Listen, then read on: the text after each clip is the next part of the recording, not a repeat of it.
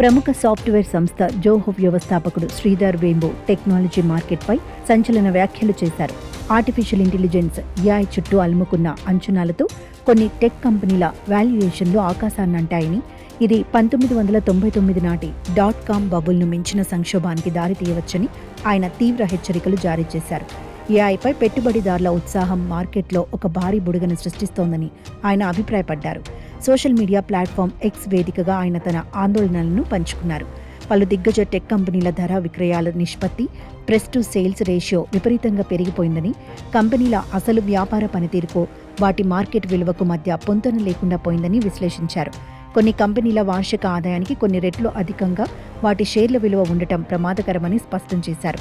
ఉదాహరణగా కొన్ని కంపెనీల వివరాలను ఆయన పంచుకున్నారు. ఎన్విడియా షేర్ ధర దాని అమ్మకాలకు 20 రెట్లు ఎక్కువగా ఉందని, మైక్రాన్ టెక్నాలజీ షేర్ 19 రెట్లు అధికంగా ట్రేడ్ అవుతోందని తెలిపారు.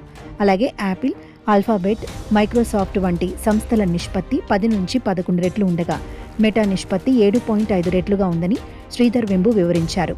ఈ సందర్భంగా 2000వ దశకం ప్రారంభంలో .com బబుల్ పగిలిపోయిన తర్వాత సన్ మైక్రో సిస్టమ్స్ వ్యవస్థాపకుడు స్కాట్ మెక్నీలీ చేసిన వ్యాఖ్యలను శ్రీధర్ వెంబు గుర్తు చేశారు.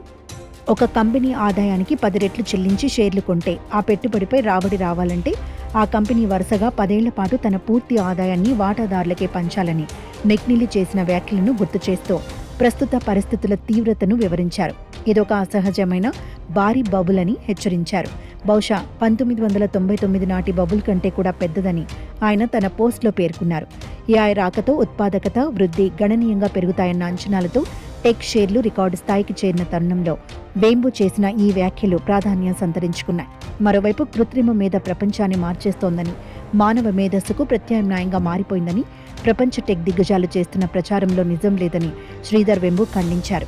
ప్రపంచ టెక్ పరిశ్రమ అంతా కలిసి ఏఐ వల్ల మాత్రమే సానుకూల మార్పులు సాధ్యమని ఒక బలవంతపు కథనాన్ని ప్రజలపై రుద్దుతోందని ఆయన మండిపడ్డారు. ప్రస్తుతం టెక్ ప్రపంచంలో నడుస్తున్న ఏఐ హైప్ వెనుక ఉన్న అసలు నిజాలను బయటపెట్టారు.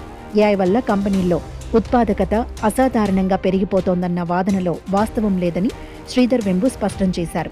వాస్తవ లాభాలు చాలా పరిమితంగా ఉన్నాయని పేర్కొన్నారు. కంపెనీలు తమ ఆర్థిక ఒత్తిళ్లను దాచడానికి, పెట్టుబడిదారుల అంచనాలను అందుకోవడానికి మాత్రమే ఏఐని ఒక ఆయుధంగా వాడుకుంటున్నాయని ఆరోపించారు.